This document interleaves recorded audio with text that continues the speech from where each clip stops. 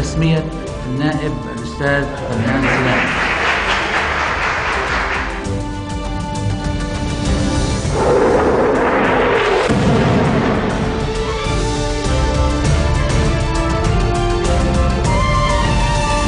Good afternoon. It is Friday, April 12th. I'm Yumna Naufal, and these are today's headlines.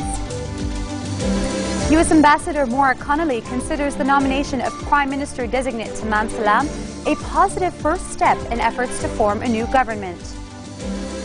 The president of the Liberal International, Hans van Balen, joins us to talk about Liberal International Conference taking place here in Beirut. And foreign ministers at the G8 meeting in London resolved to work together to end sexual violence in combat zones.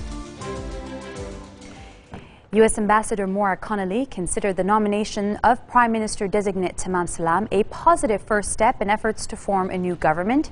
During a meeting with Salam at his residence in Al Msaid Bay, Connolly stressed that the formation of the cabinet must be a Lebanese process, according to a statement issued by the U.S. Embassy. She reiterated the United States' position that the Lebanese people deserve a government that reflects their aspirations and that strengthen their stability, sovereignty, and independence while fulfilling its international obligations. Connolly encouraged the continued work of responsible Lebanese leaders to adhere to Lebanon's legal and constitutional framework to hold timely parliamentary elections, according to the statement.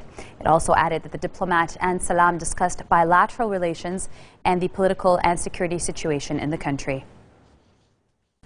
In other news, renewed tit-for-tat kidnappings between the powerful Jafar clan and relatives of the Arsal hostages have raised tensions in the Ibqa border town. A security source told the Daily Star that the Jafar family snatched another man from Arsal overnight, raising the total number of hostages to 6. The Arsal resident was identified as Ismail Aoude. In retaliation, relatives of the Arsal hostages kidnapped 6 men, including 5 members of the Jafar clan, who spoke on condition of anonymity. Future Bloc leader MP Fouad Senoura condemned the release of the names and identities of alleged witnesses in the Special Tribunal for Lebanon. He demanded in the statement that the government officials and Justice Minister to crack down on those who leak the names to media and who are practicing political and media terrorism. He added their actions are a crime aimed at obstructing justice and preventing the search for criminals linked to the 2005 assassination of former Prime Minister Rafiq Hariri. The release of the names of the alleged witnesses demonstrates that the perpetrators have not been deterred from continuing their crimes and that they are striving to cover them up, according to the former premier. Just to remind you, the United Nations-backed STL on Thursday condemned in the strongest possible terms what it called the latest attempt to interfere with the proper administration of justice by publishing a list of alleged witnesses and potentially endangering the lives of Lebanese citizens.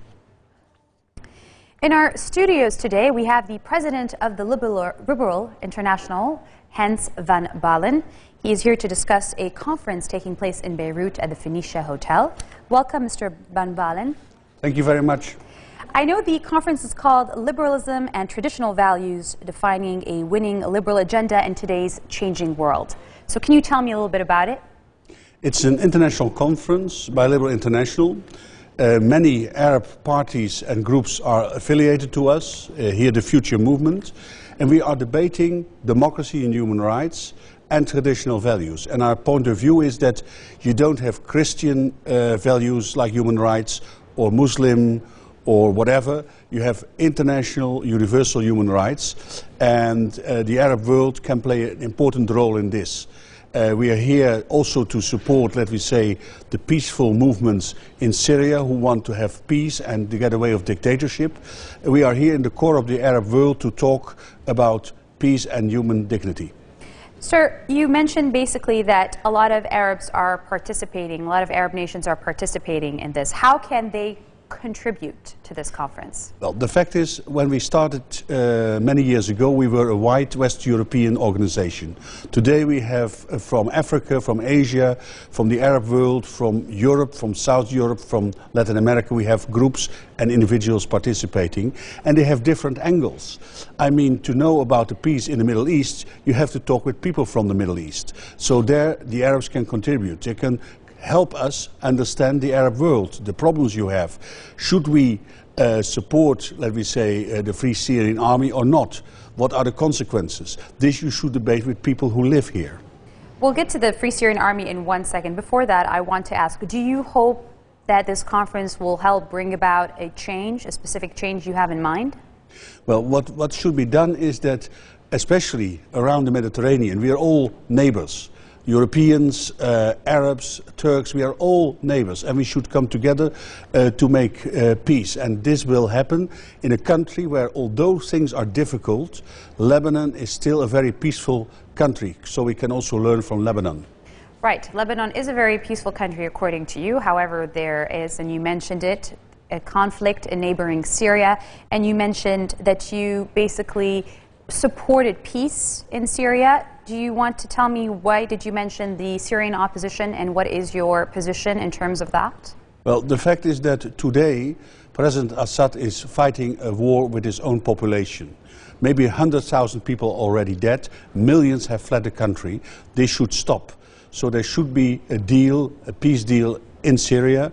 And I believe that we should put pressure on Assad and we should support, let me say, the peaceful forces and also the Free Syrian Army. But we want to know, how can we do this? Not by intervention, that should not happen, but by peaceful manners. And we are here to learn how people from the Arab countries think about that. Mr. Van Balen, in addition to being the president of the Liberal International, you're also a member of the European Parliament, and you said it should happen with peaceful terms and with peaceful negotiation, not with military intervention. However, after 2 years and a couple of months, there has still, after 2 different also international envoys, we haven't even seen something close to a peace deal. Yeah. So what exactly do you have in mind that, or you could, a proposition that you're thinking about? Well, the proposition is first that in Western Europe, in Europe, in the world, we should think, will we arm the resistance in Syria with all necessary means? That is an option. There's also an option that we can, together with China and Russia, put pressure on Assad to go into a real dialogue, and that there are free elections in 2014 for the presidency. We should look at all means and all possible measures to get peace into Syria. I am for a peaceful way doing that, but it can also be done by helping those who resist Assad by arms. Okay. Well, that was Hans van Balen, the member of the European Parliament and president of the Liberal International. Thank you for being with us. With a pleasure.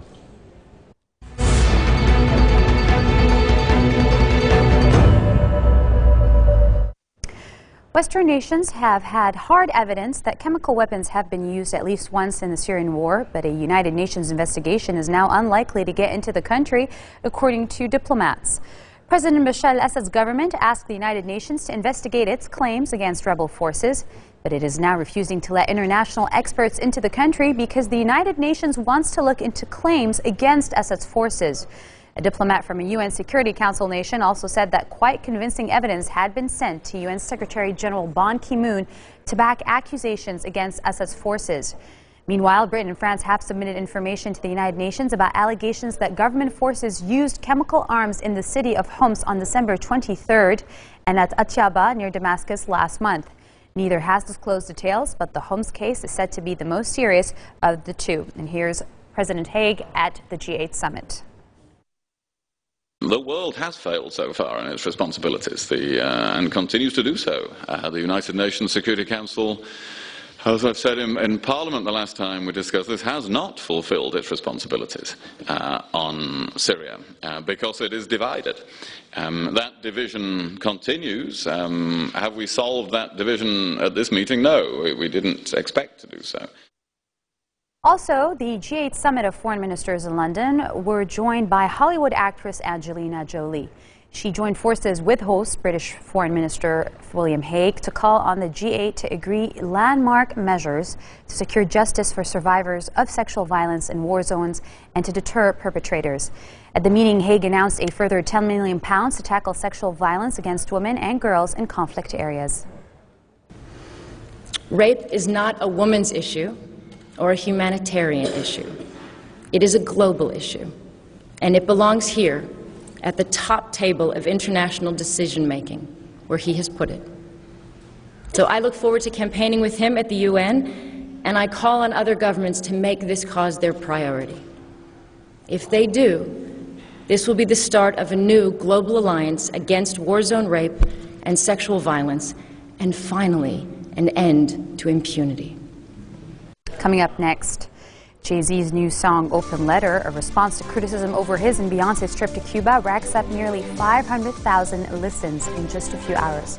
Stay with us.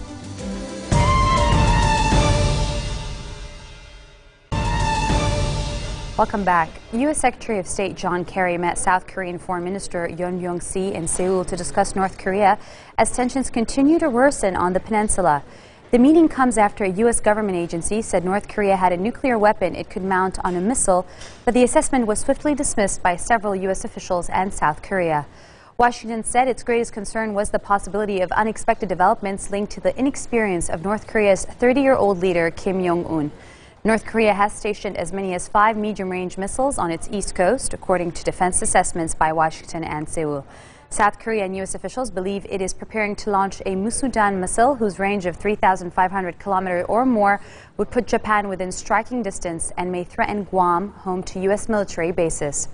President Barack Obama says Washington will take all necessary steps to protect America and its allies. And we both agree that now is the time for North Korea to end the kind of belligerent approach that they've been taking and to try to lower temperatures. Nobody wants to see a conflict on the Korean Peninsula. But it's important for North Korea, like every other country in the world, to observe the basic rules and norms that are set forth, including a wide variety of UN resolutions that have passed. And we will continue to try to work to resolve some of those issues diplomatically, even as I indicated to the Secretary General that the United States will take all necessary steps to protect its people and to meet our obligations under our alliances in the region. One person was killed and 5 others hurt as severe weather that included a tornado swept through Mississippi on Thursday, knocking out power and damaging buildings. According to emergency officials, the tornado was part of a storm system that has been crawling eastward over the last few days, producing twisters and destructive winds in Arkansas and Missouri. Hail and high winds in Texas, Oklahoma, and Kansas, heavy snow in Colorado, South Dakota, and Minnesota, and also flood warnings in Illinois and Indiana. Russian President Vladimir Putin told astronauts on the International Space Station via a video link that Russia will launch the first manned flights in 2018 from a new launch pad he said will be used to explore the moon and deep space. Putin officials inspected the Vostochny Cosmodrome construction site in the Far East region of Amur on Russia's Cosmonaut Day before Putin talked to the ISS crew.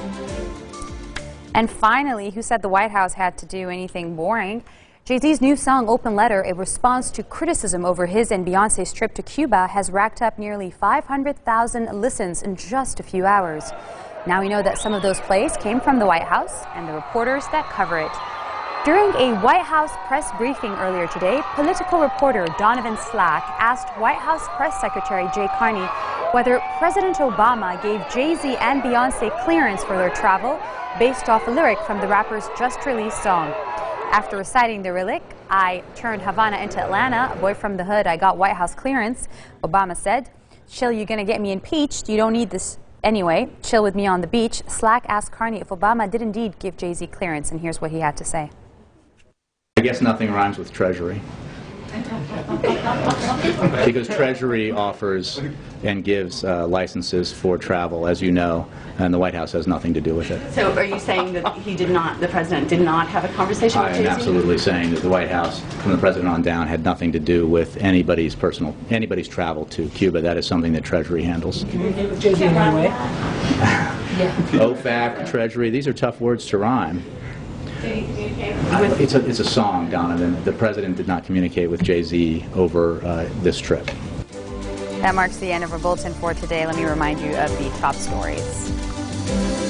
U.S. Ambassador Maura Connolly considers the nomination of Prime Minister designate Tamam Salam a positive first step in efforts to form a new government. Joining us was President of Liberal International, Hans van Balen, to talk about Liberal International Conference taking place in Beirut's Phoenicia Hotel. And foreign ministers at the G8 meeting in London are resolved to work together to end sexual violence in combat zones. Thank God it's Friday. Those are your headlines here on Future Television in Beirut. I'm Yumna Nofal, wishing you a great weekend.